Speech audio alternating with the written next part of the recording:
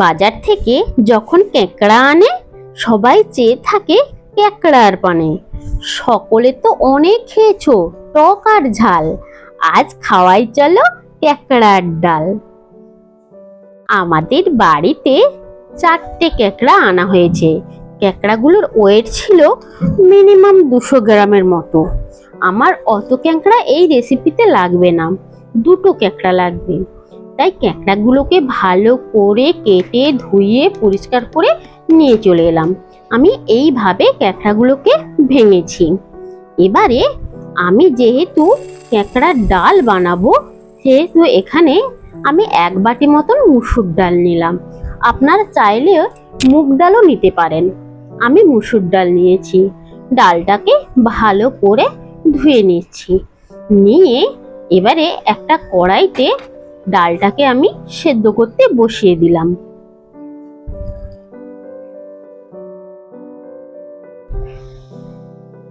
এইভাবে ডালটাকে আমি সেদ্ধ করতে বসিয়ে দিলাম। এবারে ওই ডালে আমি 2টো আলু দেবো, তাই আমি আলুগুলোকে এইভাবে ডুমু ডুমু করে কেটে নিলাম।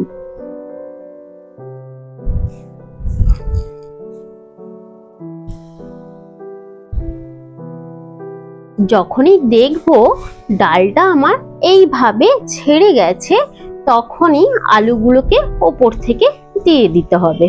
আমি আলুগুলোকে দিয়ে দিলাম। এবারে আবার ঢাকনা দিতে হবে, কারণ যতক্ষণ না আলু আর ডাল পারফেক্ট সেদ্ধ হচ্ছে। এবারে মশলার জন্য আমি আদা, রসুন, পেঁয়াজ, টমেটো, কাঁচা লঙ্কা সব ধুয়ে পরিষ্কার করে নিলাম। পেঁয়াজগুলোকে এইভাবে কুচি কুচি করে নিলাম, লঙ্কাগুলোকে চিড়ে নিলাম, আর টমেটোটাকেও কুচিয়ে নিলাম। আদা রসুন একসাথে বেটে নিলাম, আর কিছু বাটা হবে না। দেখুন আমার ডাল আর আলু একদম পারফেক্ট সেদ্ধ হয়ে গেছে। এবারে আলুগুলোকে একটু ভেঙে দিচ্ছি।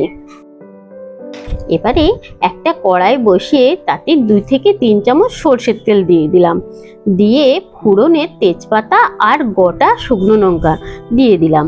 এবারে ওপর থেকে কালো জিরে ফোড়ন দিয়ে পেঁয়াজ কুচিটা তুলেই দিলাম।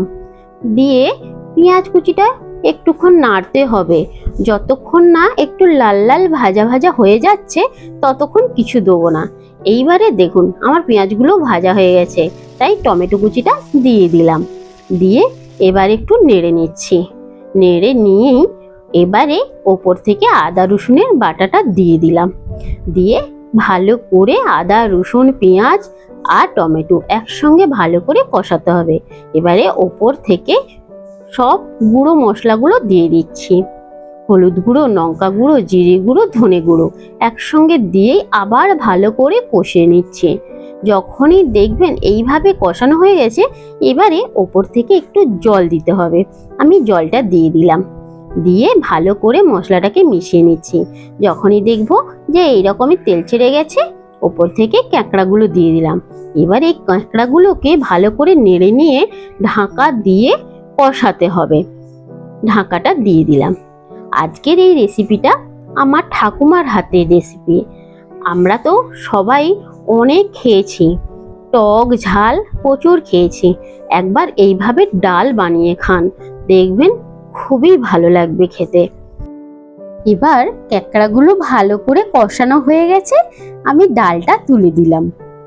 ডালটা তুলে ভালো করে মিশিয়ে নিচ্ছি। একটু ফুটে আসতেই কাঁচা লঙ্কা যে চিড়ে রেখেছিলাম দিয়ে দিলাম। হ্যাঁ, যখন ক্যাঁকড়াগুলো কষিয়েছিলাম সেই সময় আমি পরিমাণ মতো লবণটা দিয়ে দিয়েছি।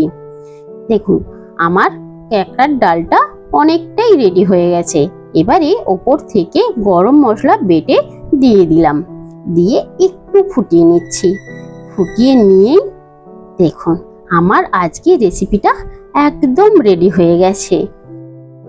এই রকম রান্না যদি আপনাদের ভালো লাগে আমাকে কমেন্ট করে জানাবেন। একটা লাইক দিয়ে পাশে থাকবেন। এই রেসিপিটা বাচ্চা থেকে বয়স্ক সবারই ভালো লাগবে খেতে, তৃপ্তি করে খাবে সবাই। আপনারা একবার বাড়িতে বানিয়ে খান, দ্বিতীয় কোনো পদ আর লাগবেই না। আমাদের বাড়িতে যতবারই রান্নাটা হয়েছে ততবারই এক পদেই খাওয়া হয়েছে। সত্যি তৃপ্তি করে সবাই খাবে। আমরাও তৃপ্তি করে খেয়েছি, আমার বাড়ির সবাই খেয়েছে। মানাসোনা তো বলছে কি ভালো খাওয়ালে গো। তাই আমিও খেতে বসে পড়লাম।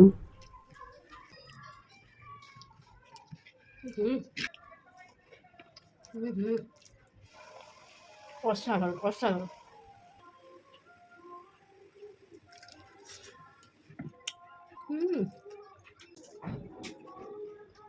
অসাধারণ।